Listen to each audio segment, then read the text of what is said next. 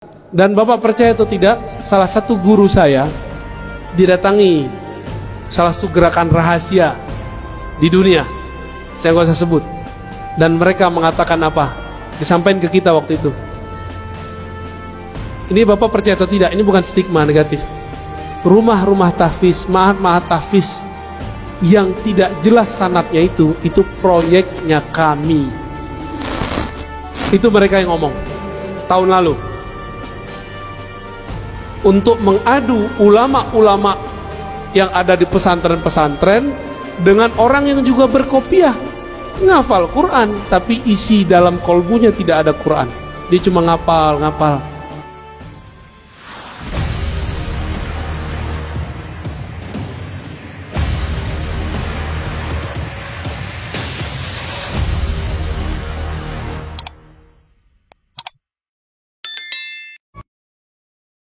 Assalamualaikum warahmatullahi wabarakatuh. Assalamualaikum. Nama saya Azmi Rozali. Tadi pagi hadir, subuh kemarin hadir di Masjid Al-Rahman. Saya di khutbah tadi menangkap Ustadz memberi stigma tertentu negatif kepada para pesantren hafiz, adik-adik kita yang sedang berjuang untuk menghafal Al-Quran saat ini, Ustaz. Oke. Dan itu hampir jatuh air mata saya mendengar hal itu disampaikan di khutbah. Pertanyaan saya adalah, sebelumnya kalau itu diucapkan oleh Presiden Amerika, kami sudah biasa, Ustaz. Saya sudah biasa. Kalau itu diucapkan oleh kaum buzzer yang membenci Islam, kami juga sudah biasa, Ustaz. Ini yang sekarang yang ngomong saya. Tapi kalau gitu kan? sekarang yang bicara itu Ustaz, memang agak hampir jatuh air mata saya, Ustaz, mendengar itu. Jadi, kenapa Bapak jatuh air matanya? Apa saya menyerang orang rumah tahfiz? Iya, Ustaz. Bapak salah paham. Dari khutbah itu yang saya tangkap, itu Ustadz memberi stigma negatif kepada para kelompok hafiz Al-Quran. Terima kasih. Assalamualaikum warahmatullahi wabarakatuh. Assalamualaikum warahmatullahi wabarakatuh. Bapak kira saya bukan orang rumah tahfiz? Saya orang rumah tahfiz juga, Pak. Bapak kira saya bukan penghafal Quran? Saya penghafal Quran juga. Saya punya sanad Quran juga. Tapi baginda Nabi mengabarkan nanti di akhir zaman akan muncul khawarij yatluna ayatillah rotba. Mereka kalau baca ayat itu rapi. Kita nggak paham maksudnya apa. Ternyata di akhir zaman menjamur rumah-rumah tahfiz. Disitulah masuk khawarij. Saya nggak menyalahkan rumah tahfiz, tapi saya menyalahkan kalau rumah tahfiznya kemasukan. Paham?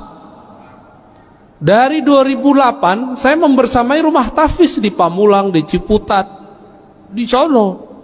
Kita ngajar mereka. Bahkan saya sampai sekarang masih ngulang-ngulang hafalan saya lah, ya. Masih. Gak ada stigma negatif. Stigma negatif itu kalau rumah tahfiz sudah kemasukan, dan itu kejadian, Pak. Jamaah kita udah ngurus masjid sekian tahun. Ada anak tetangga ditaruh di rumah tahfiz.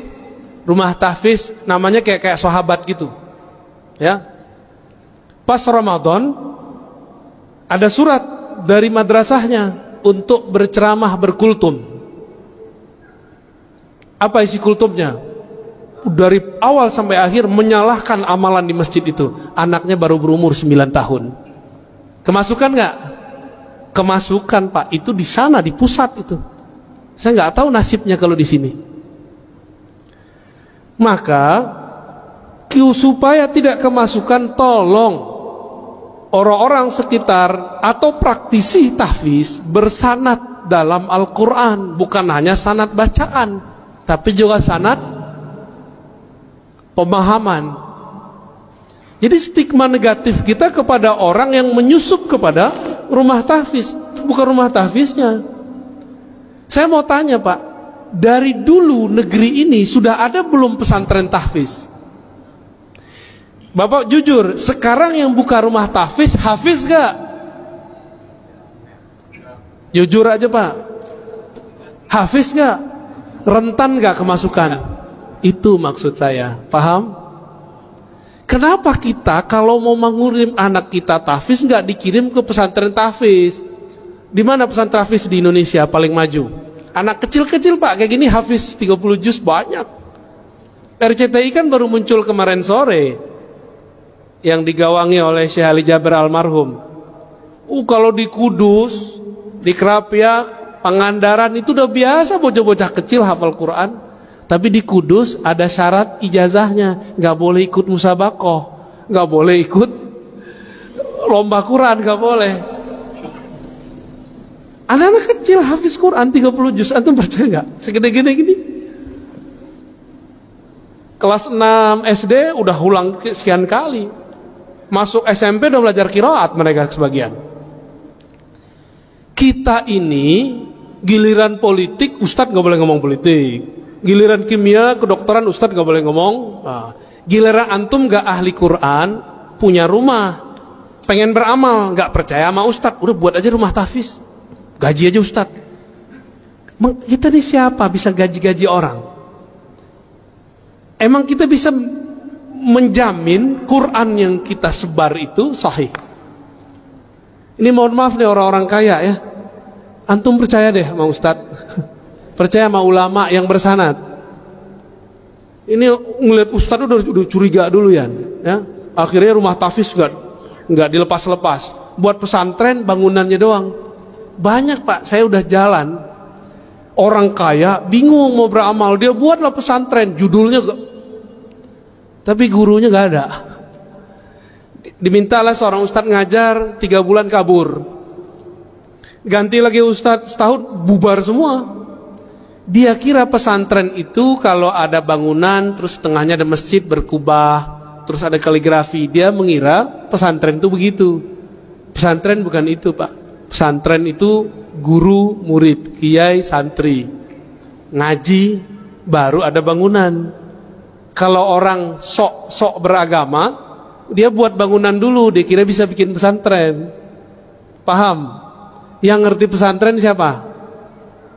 Ulama. Yang ngerti buat jalan, buat bangunan siapa? Insinyur. Maka kami gak urus Pak itu. Kita ini sering membatas-batasi ustadz, tapi kita kemudian ngambil wilayah dia. Ya. Jadi kalau nggak pakar-pakar amat, lu serahin ke pakarnya. Rentan sekali.